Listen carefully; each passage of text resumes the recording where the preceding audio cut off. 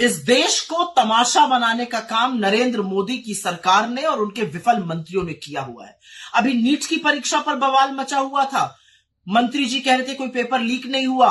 अब जो आरोपी गिरफ्तार हुआ है उसने साक्ष्य और सबूत देख के बताया कैसे कैसे पेपर लीक हुआ था 35-35 40-40 लाख रुपए में। और अभी 2 दिन पहले यूजीसी नेट की जो परीक्षा हुई थी उसका भी पर्चा लीक हो गया और उसको रद्द करना पड़ा। इस देश की 60% आबादी 35 साल से उम्र में कम है। ये सारी चीजें युवाओं के साथ एक भद्दा मजाक खिलवाड़ है। उनके भविष्य पर एक बहुत बड़ा प्रश्न चिन्ह लगाता है। असलियत तो यह है कि पिछले 5 साल में 43 भर्ती परीक्षा रद्द हुई है, जिससे प्रभावित करीब 1,75,00,000 युवा बेबस हैं, मजबूर हैं और गुस्से में हैं। पर ऐसा क्यों होता है कि क्या सरकार ने इससे पहले परीक्षाएं नहीं कराई हैं?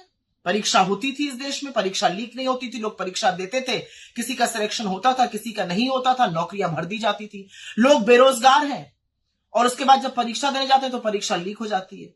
असल में मोदी जी के और उनके मंत्रियों को कोई फर्क ही नहीं पड़ता। उनके बच्चे बड़े बड़े फॉरेन यूनिवर्सिटीज में पढ़ते हैं, उनको क्या फर्क पड़ता है आपके बच्चे गाजर मूली की तरह भरकर जाएं, परीक्षा दें, पेपर लीक हो जाए।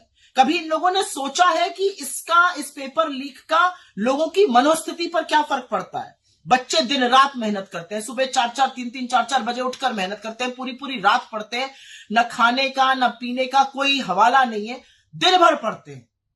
माँ बाप एक रात की रोटी कम खाते हैं कि बच्चा पढ़ जाए, फीस इतनी बढ़ा दी गई है। कोचिंग सेंटर का अपना अलग ही तमाशा है।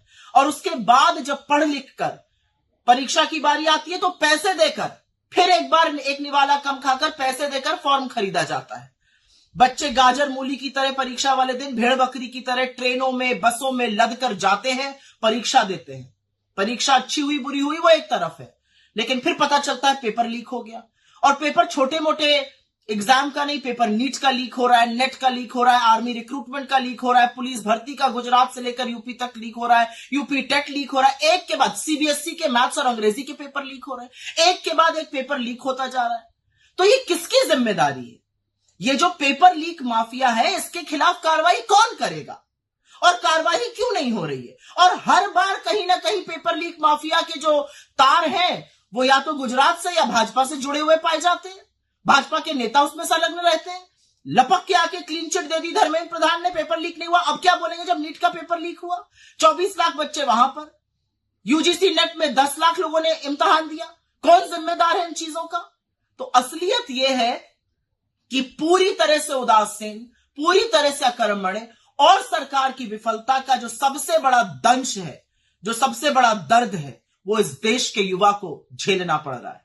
उसने आपको सबक सिखाया है, लेकिन आप शायद अभी सबक सीख नहीं पाए हैं। लेकिन इस देश के भविष्य के साथ, इस देश के युवाओं के साथ खिलवाड़ करना बंद कर दीजिए। पेपर लीक माफियाओं का नहीं, युवाओं का सहारा बनिए, उनको संरक्षण दीजिए।